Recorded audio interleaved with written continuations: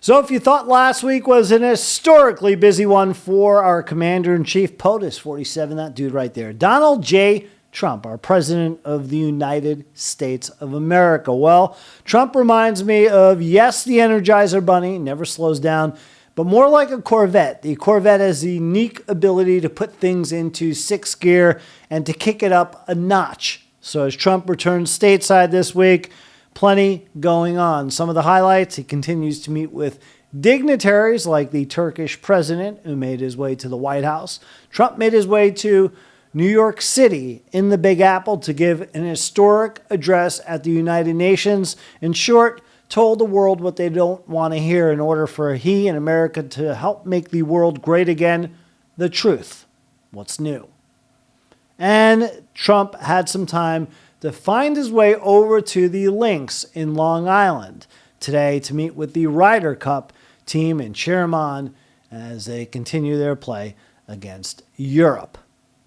Meanwhile, there's a goodie that Trump released this Friday afternoon, a definite treat, a TGIF treat, you might want to call it, as we approach Miller time late in the afternoon. The headlines read from the New York Post as follows.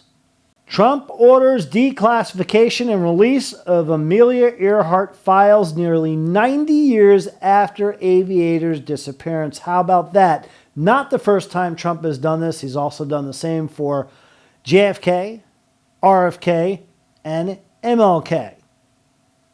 Amelia Earhart, one of the most famous women in American history. If I had to match her up or try to equal her with a woman of her popularity today, I'd say, how about Taylor Swift?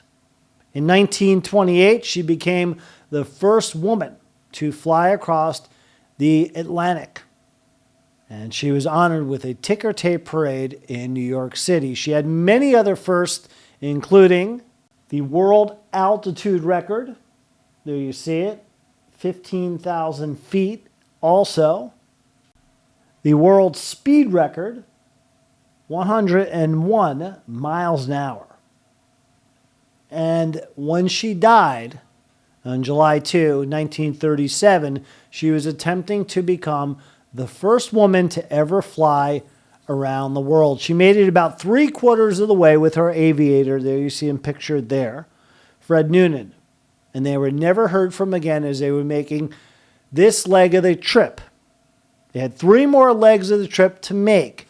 And there you see it. They were flying in the middle of nowhere in the South Pacific from New Guinea, trying to fly to an airstrip in the Howland Islands.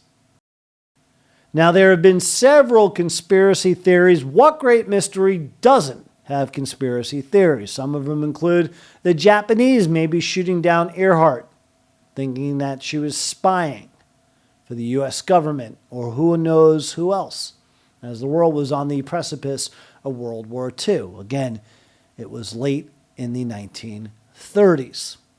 Or maybe she and Noonan landed the plane on an isolated island, and that's where they stood for the rest of their lives, alone.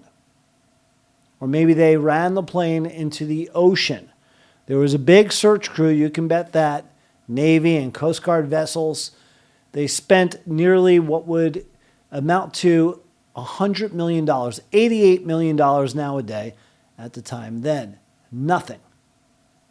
There have been instances over the year where teams have thought, like this picture back in 2015 when they saw the plane. There was also an instance last year with a crew from South Carolina who thought they found material from the plane, but nothing definitive. And now President Trump will give America and the world a glimpse into the mystery of Amelia Earhart's plane disappearing. And of course, rest in peace, Amelia Earhart and Fred Noonan, as we try to get answers on that disappearance, and their legacy and legend continues to grow.